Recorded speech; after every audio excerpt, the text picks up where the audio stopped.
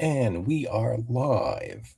It's the return of the Toronto Stevie Live political desk. So all of the people that watch my channel for all the wrestling coverage, well, no, this is going to be a Canada-centric uh, conversation about the recent trade negotiations, uh, the tariff threats, Prime Minister Mark Carney reacting to how he's managed since Donald Trump has been threatening us with tariff this, tariff that, and all of that. If you came for that, sorry, this is going to be for Canada and Canadians. But nonetheless, um, Donald Trump has just been threatening us with tariffs left, right, and center. His most recent threat was to impose 50% tariffs on about $20 billion worth of Canadian goods that go to the United States. And just now, this is almost like breaking news. There has been a pause in the tariff threat until August the 21st. And we have a release by Mark Carney, the Prime Minister of Canada. And I guess I need to put my glasses on to read this. And it basically says, over the last number of weeks, Canada has engaged in intensive discussions with the United States to address outstanding trade issues and deliver greater certainty and real benefits for Canadian businesses, workers, farmers, and families. Substantial progress has been made, although there is important work still to be done. As this work is ongoing, the United States has agreed to postpone the implementation of its 50% tariffs on a range of Canadian goods under Section 338 of the U.S. Tariff Act of 1930 until the end of day August the 21st. While we continue this work, Canada remains focused on building a stronger, more independent, and more competitive economy at home. Mark Carney, Prime Minister of Canada. And I believe we also did get a tweet or something on Donald Trump's own social media page. He said, I have paused 50% tariffs against Canada that were scheduled to kick in tomorrow morning for a 3-day period based on the fact that Canada and the USA, subject to the finalization of documents, have a deal. The great Keystone XL pipeline, long ago killed by sleepy Joe Biden, may be awoken from the grave. Thank you for your attention to this matter, President Donald J. Trump. So I was quite surprised at this, that of all the things that may or may not have been a deal breaker, um, perhaps pipelines didn't even factor into the conversation. I wasn't really sure about that, but nonetheless, I am quite impressed with Prime Minister Mark Carney and how he has reacted to this never-ending threat of tariffs against this country. Canada, is 1/9 the size of the United States. Our economy, although our economy is nowhere near as big, nonetheless, I believe that we are the number two trading partner with the United States behind China. And isn't it? I think it's very telling that, well, Donald Trump has been shaking down countries all over the world, trying to get them to make deals with the United States, with his government. There have been only two countries that have pushed back against Donald Trump and his threats, and that have just basically been the number one and number two trading partners of the United States, China and Canada. And to me, I think Mark Carney is making the right decisions, As soon as all these threats started coming, as soon as all the tariffs started being implemented on our country, the correct position that Mark Carney took was to go to all of Canada's trading partners, many of them, start making deals, start decreasing the dependence, uh, Canada's dependence on the United States for the selling of their goods. Um, and he has been doing that, globetrotting and making deals, talking to our allies, and trying to um, decrease our reliance on the United States. I think Canada's, they send 75% of their goods to the United States. And when I'm listening to the talk radio stations here in Toronto, particularly AM 640, and all of their talk, and all of their hosts, Greg Brady, Brad Smith, Brian, Ben Mulroney. It seems that a recurring theme has been constantly, well, Mark Carney hasn't made a deal with the United States, so he hasn't accomplished anything. Um, and yet, whenever they talk about Mark Carney traveling all over the world making these deals, they kind of de-emphasize the fact that Carney is making deals with other countries, and still just complain, oh, he's globetrotting all over the world, like, you know. But the fact is, that is the right move by the Prime Minister. That is what he should be doing. Right from the get-go, he has been the smartest guy in the room, and that was the right decision to make at the time. That's still the right decision to make. And the right decision to make was to push back. You are the number 2 trading partner of the United States, and you need to push back. You can't just give in like all these other countries all over the world. You can't give in and give President Donald Trump what he wants. And the fact is that there were certain things, certain demands that the president had that were just completely outrageous. And even half of those demands were remotely true. Maybe they should be saying no. They should be fighting back. There was something I did want to mention.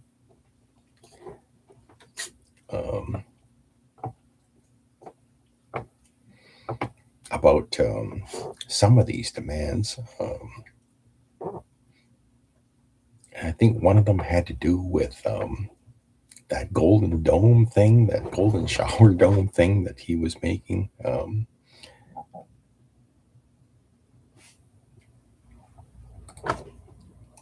Basically,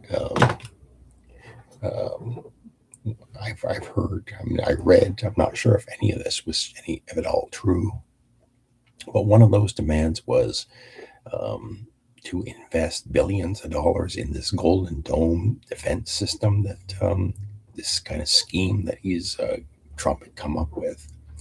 And I've always been of the impression that Mark Carney and the Canadian government should say no to this. They should not be committing billions of dollars towards this. It was just complete nonsense. And if that becomes a deal maker,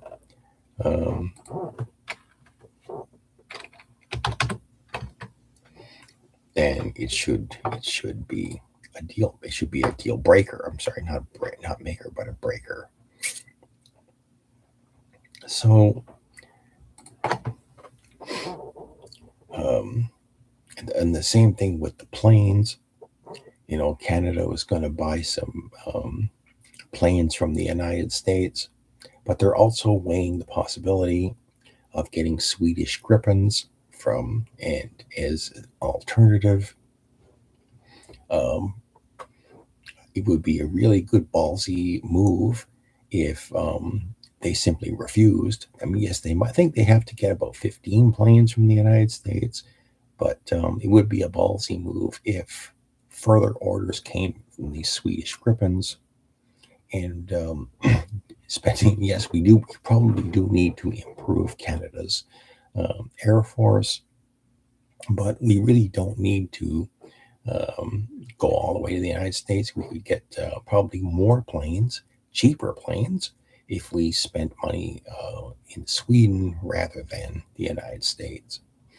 Um, I know that one of the big major issues is supply management. I was reading some stories earlier about how farmers are dumping milk because to try to artificially keep the price high. And of course, the reason they're doing that is so that um, Canadian farmers can make a living. Um, we just can't compete if American farmers, American milk gets to be dumped into Canada, then Canadian farmers will not be able to compete. Farmers will go bankrupt, and there's another industry that is in jeopardy of just disappearing. Um, yes, sometimes you got to bite the bullet here, folks, and just support Canadian farmers. And that's how you support Canadian farmers. It may hurt financially, but in the long run, you are keeping an entire industry alive. Now, as far as negotiations go, I know our number one guy is Dominic LeBlanc. And I had said earlier, I think it was responding to a tweet from Roy Green, who used to be on the Roy Green show. Um, he had mentioned something that um,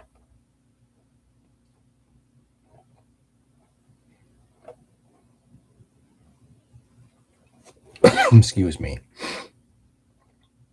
and unfortunately I can't find it, but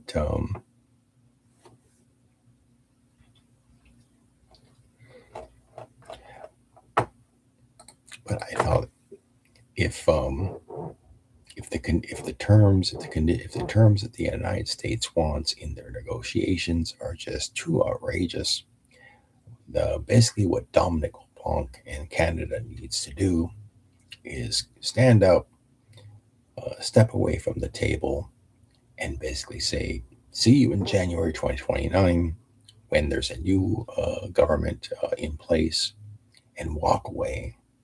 Yes, it would be a ballsy move to walk away from these negotiations, or alternatively, to stand firm in your position and kind of force the Americans to walk away.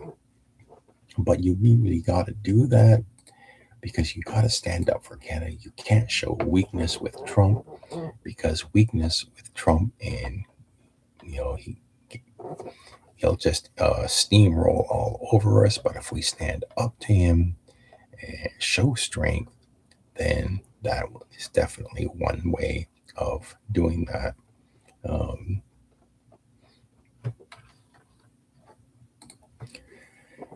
so we're in a standstill um, until August the 21st, or until Friday, when who knows what's going to happen. Then the question becomes, ultimately going forward, what happens next?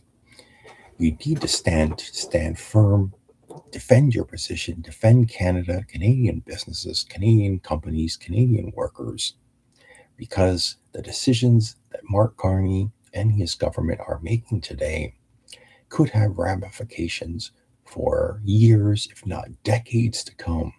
And so you've got to get it right the first time. And so if that means, if it is a bad deal, that basically just benefits the United States at the expense of Canada, and there is no moving on the negotiations, that means the only move that Canada can make, the only one that makes sense, is for Dominic LeBlanc to stand up, walk away from the table, and say bye bye. Yes, it's going to hurt financially, economically, but like I said, if you're a bad deal that affects our country for decades to come, is not a good deal, is not a deal you want to make, no matter what the pressure is. And whatever